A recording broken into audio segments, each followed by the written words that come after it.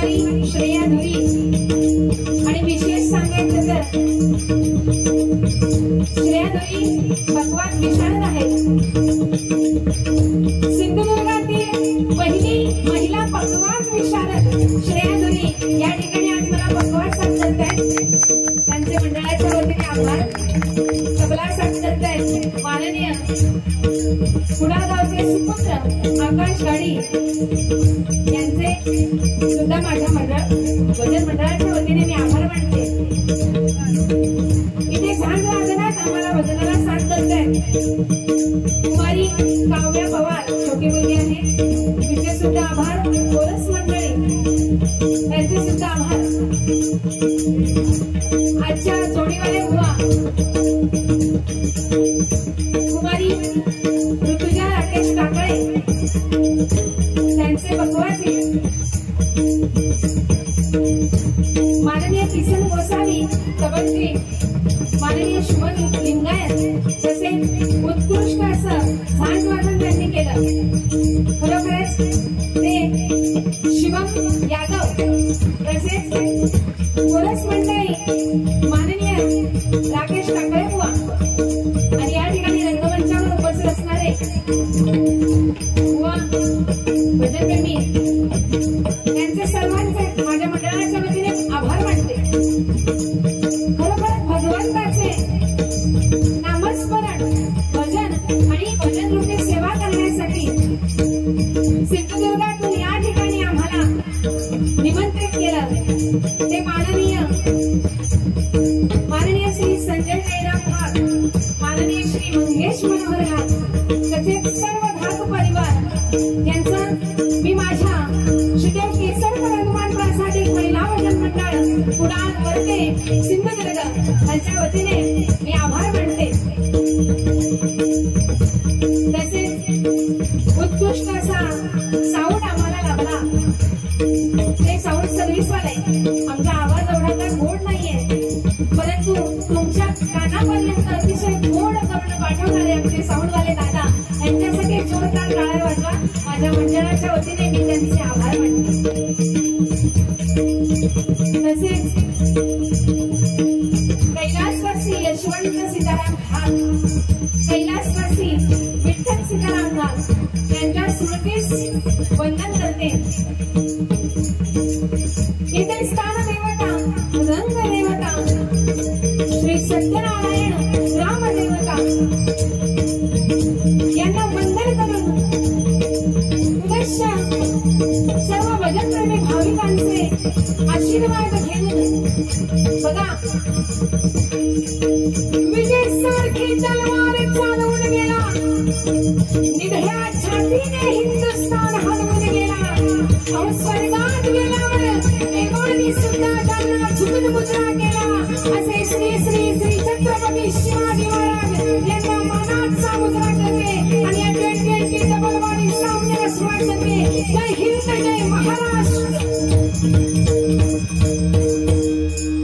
धन्यवाद धन्यवाद। कसं आहे, जय हिंद जय महाराष्ट्र म्हटल्यानंतर उजवा हातच वर गेला पाहिजे। बुवा आमचे डावपुरे आहेत की लेफ्टी आहेत माहित नाही, पण बुवानी जय जय महाराष्ट्र डाव्या हाताने केला असू दे, त्यांच्या हातांचा प्रश्न आपला नाही। प्रथम दिलगिरी व्यक्त करते की माझ्यामुळे उशीर झाला। बॅनरवर डबलवारीचा टायमिंग 8 वाजता होता। राकेश बुवा म्हणाले बुवा 9 वाजता चालू करूया करायचं सांगितलं त्यांनी, 1 तास वाढला आणि म्हटलं 9 वाजताच ना, तोपर्यंत आपण 10 पर्यंत पोहोचू म्हटल्यानंतर असं 2 तास फुकट गेले। कसं आहे, आले देवाजीच्या मना तिथे कोणाचेच आले नाही। 2 वाजता दुपारी बाहेर पडलो असतो तरी त्या भैरी भवानीला जर त्या भजनाच्या माध्यमातून जागरच करून घ्यायचं असेल तर रात्रभर ती जागरच करून घेणार। तिथे 7 वाजता भजन जरी आपण चालू केलं तरी तिच्या जे मनात आहे तेच होणार। 8 वाजता टायमिंग मी बघितला बॅनरवर, पण 8 वाजता ते टायमिंग असून सुद्धा 12 वाजता कार्यक्रम चालू झाले। आम्ही 8 वाजल्यापासून बसून हैराण झालो। काल रात्री आम्ही ज्या ठिकाणी आंबोळगड रत्नागिरीला गेलो, अक्षरशः 12 वाजता कार्यक्रम त्यांनी चालू केला, म्हणजे पोहोचलो आम्ही 8 वाजता. अशा परिस्थितीत बॅनरचं टायमिंग आम्ही बघत नाही, म्हटल्यानंतर जागरच करायचं आहे. आणि खरोखरच त्या भगवंताचा आणि त्या आईचा जागर या मुखातून हा शेवटपर्यंत होत राहील. सुरुवात करते भजनाला, पण आम्हाला उशीर झाला आणि बुवांनी लगेचच सामान लावून सेटअप सुरुवात केली. खरोखरच माझ्या मंडळाच्या वतीने पुनश्च ऋतुजा बुवांचं त्यांच्या सगळ्यांचं मी आभार मानते. कारण असं कोण करत नाही की उशीर झाला म्हणून काय झालं, वयात यावं आणि तुम्ही करा, सुरुवात तुम्ही करा, आम्ही नाही करू, असा विषय असतो. तर या ठिकाणी बुवांनी सुरुवात केली, मी त्यांची आभारी आहे. पण बुवा म्हणाल्या की त्या मुलीचा एका विषय सांगितला की पाठिंबा तुम्ही कोणाला देणार. बुवा इंग्लिश मध्ये बोलले, आपण मराठी मीडियम, बुवा सेमी इंग्लिश. पाठिंबा तुम्ही कोणाला देणार, तर ऋतुजा बुवांचं बऱ्याच जणांनी नाव सांगितलं. अशी ती मुलगी म्हणाली, तर योगिता बुवा आमच्या पाहुण्या आहेत, अतिथी देवो भव असं बुवा म्हणाल्या. पण अतिथी म्हटल्यानंतर त्याच्या येण्याचा टायमिंग नसतो. अतिथी तो कधीही येतो. तेव्हा बुवा मगाशीपासून जे म्हणाले की वेळेचं काय ते अतिथी म्हटल्यानंतर तो जेव्हा येणार त्याच्यानंतर तुम्ही जेव्हा मजा ते धन्यवाद.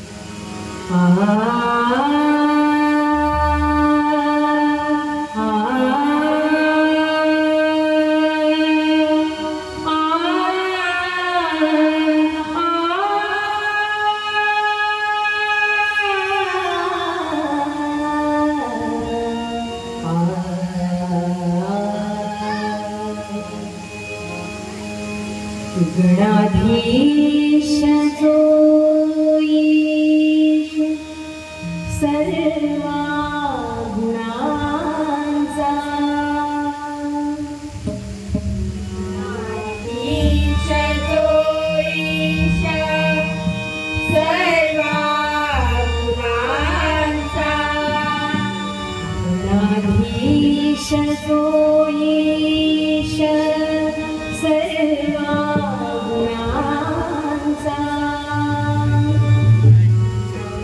ईश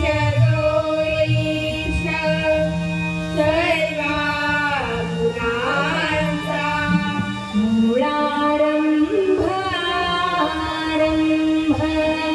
तो निर्गुणांचा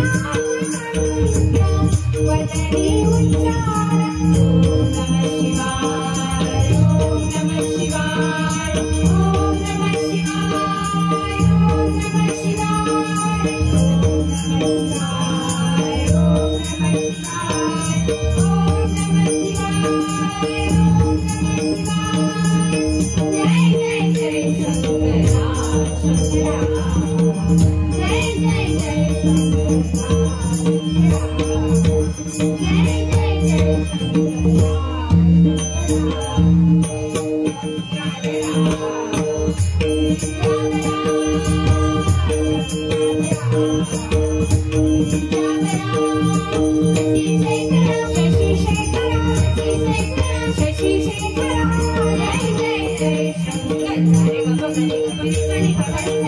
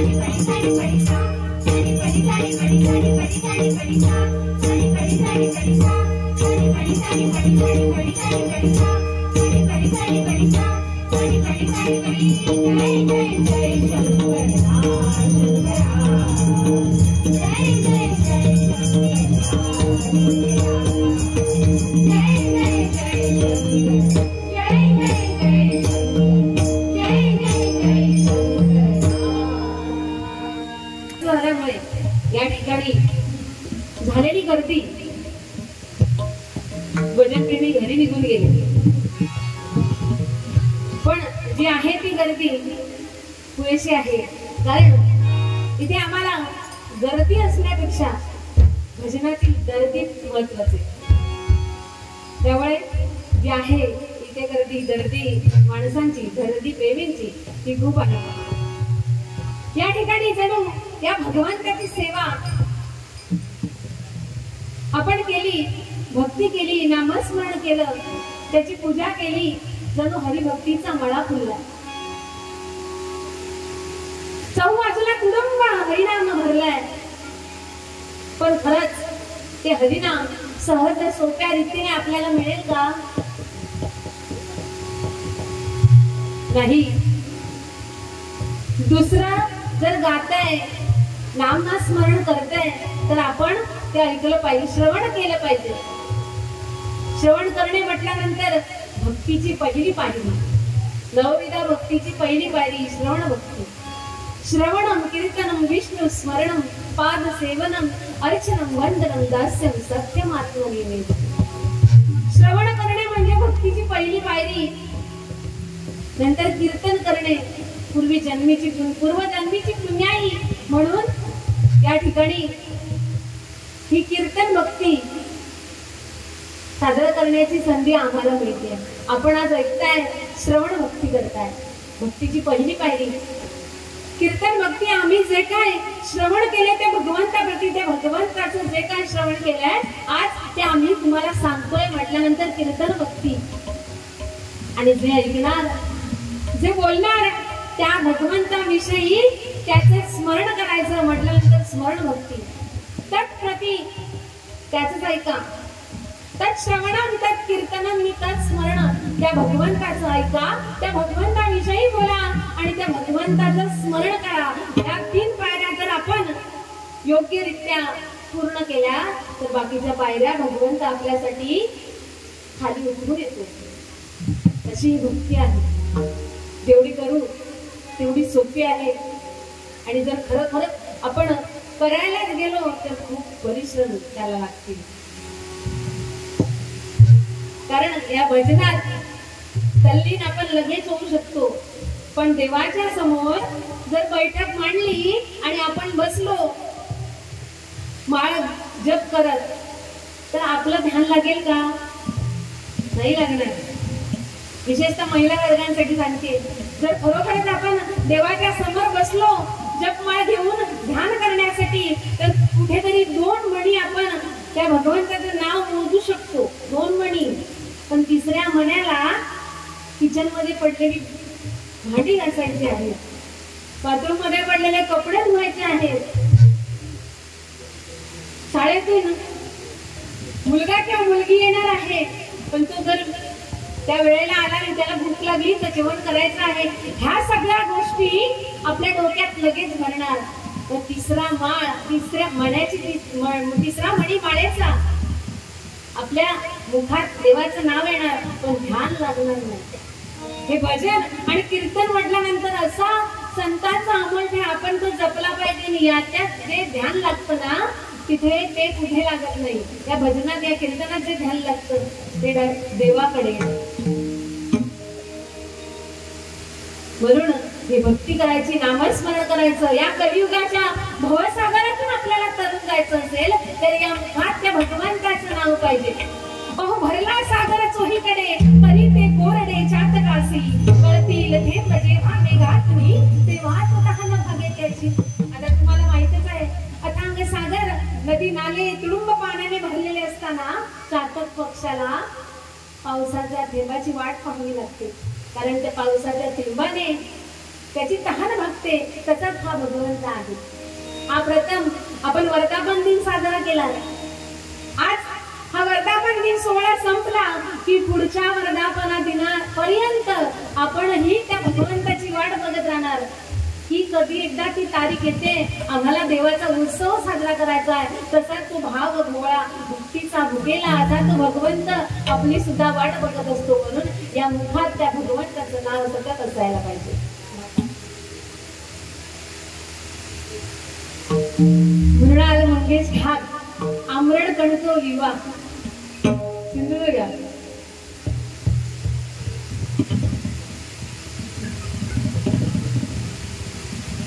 बुवा मागाशी काय म्हणाला सिंधुदुर्गात जेव्हा खालच्या पट्ट्यात डबल वगैरे असतात तेव्हा तिथे कसं असतं बुवा पेटवा बुवा उडवा. तसंच यांनी कसं सांगितलंय बुवा खदलावून टाका मालवणी भाषेत. त्यांच्याकडून 500 रुपयाचं बक्षाला धन्यवाद आभारी आपण. बरोबर आहे. डबलवारी नामस्मरण भगवंताचं होणार कारण आज काळाला त्याची गरज आहे. आज प्रबोधनाची गरज आहे सगळ्यांना. ते सगळं होत होत मग मनोरंजन होणार. जसे बुवा आमच्या चांगल्या जोडी घरी आहे. कसं आहे पण आमच्या मालवणीत एक म्हणा जात्याचा फुटो धरल्याशिवाय ओवी निघत नाही. फुटो आता धरल्याशिवाय सुरुवात बुवांकडे या फुटो बुवा जसा धरतील फुटो म्हटल्यानंतर जातं माहिती आहे. हा नाहीतर आज आपण पाश्चात्य संस्कृतीचं अनुकरण करतोय आणि आपली संस्कृती आज लोक पावत चालते. जाता मुसाळ वाहन सगळं आम्ही पाटो वरवंट गोट्यात सगळं बाहेर. बाकी आपल्याकडे काय नाही. नवीन उपकरण आता याची इलेक्ट्रिक आले त्याच्यामुळे जाता म्हणून विचारलं जाताना खुटा असतो.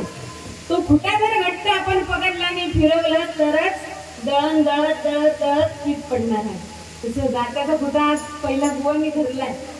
त्याच्यानंतर कसा काय पीठ पाडूचा बुवांका नाहीच झेपला तर मी मग काय तर बघूया. तसं बुवा बरं आहे. जे काय तुम्ही सांगाल ते ऐकणार आणि तसंच करणार. सांगलेल्या कामाचा आणि घातलेल्या अन्नाचा मालवणी बोलतो.